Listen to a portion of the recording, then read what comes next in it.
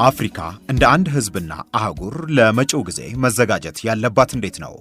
የአሜሪካ እስራኤልና ኢራን ጦርነት ለአፍሪካውያን ምን ያስተምራቸዋል? የሆርሙዝ መዘጋት ለአፍሪካ ምን ማለት ነው? አፍሪካውያን የጋራ የባህር ኃይል ማቋቋም ካልቻሉ ጥቅማቸውን ማስከበርስ እንዴት ይቻላቸው ይሆን?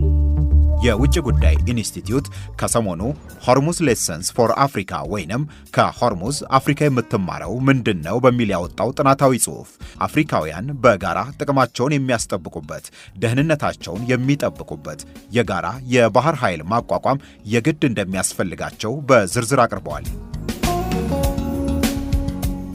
በዓለም ዙሪያ ያለው የሁሉም የሆነው ዓለም አቀፍ የውሃ ክፍል ከአፍሪካ አጠቃላይ የቆዳ ስፋት በ3 እጥፍ እንደሚበልጥ ጽሑፉ ያነሳል። በዚህ የውሃ ክፍል ላይ የተመሰረተውን ኢኮኖሚም ዓለም ብሉ ኢኮኖሚ ወይንም ኦሽን ኢኮኖሚ እያለ ይጠራዋል።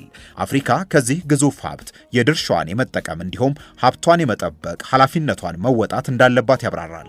የአፍሪካ ህብረት አጀንዳ 2063 የአፍሪካን ውህደት የተመለከተ ሐሳብን ያነሳል። የ2050 የህብረቱ ሌላኛው ግብ ደግሞ ስለተዋሃደ የባህር ትራንስፖርት ስትራቴጂ ይዘረዝራል። ይህንን ጨምሮ ብዙ በአፍሪካ ህብረት ስር የቀረቡ እቅድና ስምምነቶች ቢኖሩም አፍሪካ ዛሬም እንደ አህጉር የጋራ የባህር ኃይል የላትም። አፍሪካ በዙሪያዋ ባለ የውሃ ክፍል የምትጋራው 13 ሚሊዮን ስኩዌር ኪሎ ሜትር የሚሸፍን ልዩ የኢኮኖሚ ዞንን ይዛለች። ከአትላንቲክና ህንድ ውቅያኖስ ከሜዲትራኒያን ባህርና ቀይ ባህር የምትጋራው 47000 ኪሎ ሜትር የባህር ዳርቻንም ትሸፍናለች አፍሪካ። ይኸው በውጭ ጉዳይ ኢንስቲትዩት የቀረበ ጽሑፍ የቅርቡን ዛሬም መቋጫ ያላገኘውን የአሜሪካ እስራኤልና ኢራን ጦርነትን ያነሳል። ይኸው ጦርነት በሂደት ለኤደን ባህረ ሰላጤና ቀይ ባህር መስመር መዘጋትም ምክንያት ሊሆን እንደሚችል ስጋቱን ይጠቅሳል።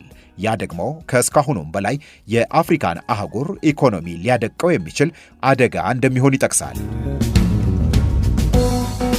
የዓለም የንግድ መርከቦች መመላለሻ፣ የአፍሪካ የውሃ ክፍል፣ የወንበድና የባህር ላይ ታጣቂዎች ዝርፊያ መፈጸሚያ፣ ህገወጥ አሳ ማስገሪያ፣ አደገኛ እጽና የጦር መሳሪያ ማሸጋገሪያ፣ የድፍድፍ ነዳጅ ስርቆት መፈጸሚያ፣ ህገወጥ የሰዎች ማዘዋወሪያ፣ የውሃ ክፍሉን የሚጎዳ ብክለት መፈጸሚያ፣ የሽብርተኞች መፈንጫና የጥቃት መፈጸሚያ በመሆኑ ይታወቃል ይላል። ይህም ለኢኮኖሚያዊ እድገት ፈተና ከመሆኑም በላይ ለአህጉሩ ደህንነትና ለቀጠናው መረጋጋትም ፈተና መሆኑን ይጠቅሳል። ከአፍሪካ አህጉር ሀገራት ጋር በተለያየ አቅጣጫ የሚዋሰኑት የአትላንቲክና ህንድ ውቅያኖስ እንዲሁም የሜዲትራኒያንና ቀይ ባህር አፍሪካን ከአውሮፓ ከአሜሪካና ከመካከለኛው ምስራቅ እንዲሁም ከኤዥያ የሚያገናኙ ወሳኝ መስመሮች ናቸው ይላል። ከአፍሪካ አጠቃላይ ንግድ ከ90 በመቶ በላይ የሚጓጓዝበት መሆኑም የወሳኝነቱ ሌላኛው ማሳያ ነው ይለዋል። ይኸው የአፍሪካ የመርከቦች መተላለፊያ የባህር ክፍል ከንግድም በላይ ለሰላምና ጸጥታ፣ ለምግብ ዋስትናና የኢንዱስትሪ ልማትም ወሳኝ መሆኑን ያብራራል። የቅርብ ጊዜውንና አሁንም መፍትሄ ያላገኘውን ወሳኙ የባህር ሰርጥ የሆርሙዝ መዘጋት አፍሪካን ለከፋ ስጋት አጋልጧታል ይላል። የ2026 ጥናትን የሚጠቅሰው የውጭ ጉዳይ ኢንስቲትዩት ትንታኔ አፍሪካ በጦርነቱ ቀጥተኛ ተሳታፊ ባትሆንም የሚበዙት የአፍሪካ ሀገሮች ግን በመካከለኛው ምስራቅ ጦርነት ለከፋ የማዳበሪያ እጥረት፣ ለነዳጅ አቅርቦት መስተጓጎል፣ ለተራዘመ ጊዜ የጭነት መዘግየትና ለከፍተኛ የኢንሹራንስ ወጪ ጭማሪ መዳረጋቸውን ዘርዝሯል። የአፍሪካ ህብረት በታሪኩ ከእርስ በርስ ግጭት፣ የድንበር ችግርና አመጽ ጋር ለተገናኙ ጉዳዮች ትኩረት እንደሚያደርግ ያብራራና ከባህር ጋር የተገናኘውን የደህንነት ጉዳይ ዘንግቶት መቆየቱን ያነሳል። በአፍሪካ ህብረት ስር ከዚህ በፊት የወጡ በ2050 ይሳካል ተብሎ የተዘጋጀው የአፍሪካ የተቀናጀ የባህር ላይ ስትራቴጂ ወይንም አፍሪካስ ኢንቴግሬትድ ማሪታይም ስትራቴጂ በጎርጎሮሳውያን አቆጣጠር 2016 የአፍሪካ ህብረት ያዘጋጀው የሎሜ ሰነድና ሌሎችም በጥሩ ጎኑ ሊነሱ የሚችሉ አሁን ያለውን ችግር ለመፍታት የሚያግዙ ሰነዶች ናቸው ይላቸዋል ጥናቱ። በተለይ የሎሜው ሰነድ የአፍሪካን የባህር ክፍል ደህንነት ጥበቃና ልማትን የተመለከተ ሐሳብን ይዟል። ቻርተሩ ወይንም ሰነዱ የባህር ላይ ውንብድና፣ ሽብርተኝነት፣ የሰዎች ህገወጥ ዝውውርን፣ ህገወጥ የአሳ ማስገርን በጋራ የመረጃ ልውውጥና የጋራ የጥበቃ ሥራ መከላከል እንደሚገባ ይዘረዝራል። ግን ወደ ተግባር ለመሸጋገር ያልቻለ በወረቀት ላይ ብቻ ያለ እቅድ ሆኖ መቅረቱን አብራርተዋል። ሰነዱን አጽድቀው የሀገራቸው ሕግ አካል ያደረጉት ሀገሮች እስካሁን ቤኒን፣ ሴኔጋልና ቶጎ ብቻ መሆናቸውን አስረድተዋል።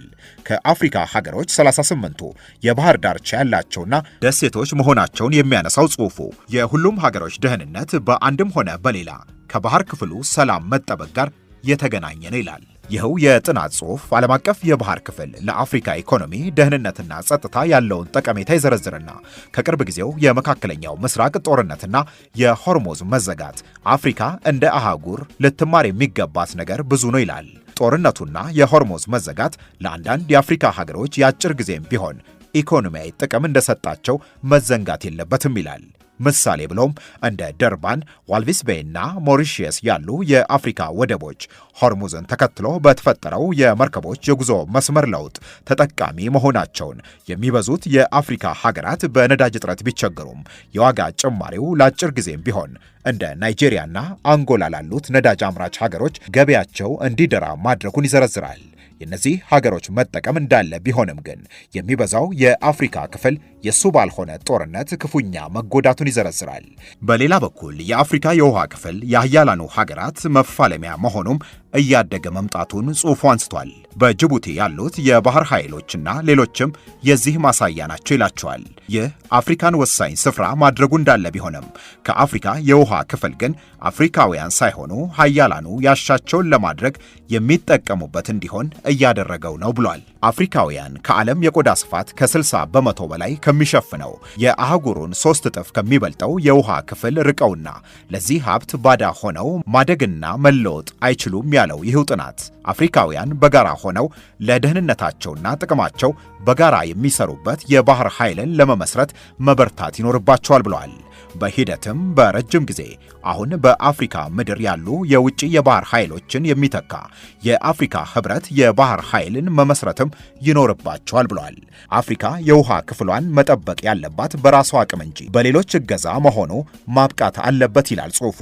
አፍሪካ ይህንን ማድረግ ካልቻለች አሁን እየታየ እንዳለው የምዕራብ አፍሪካ የውሃ ክፍል ከአሜሪካና አውሮፓ የሚነሳ የኮካይን አደንዛዥ እጽ ማሸጋገሪያ፣ የምስራቅ አፍሪካ የውሃ ክፍል ከኤዥያ የሚነሳ የሄሮይን እጽ ማስተላለፊያና እንዲሁም ወደ አውሮፓና የአረቡ ክፍል በሕገ ወጥ መንገድ የሰዎች ዝውውር መፈጸሚያ ሆኖ ይቀጥላል ብለዋል።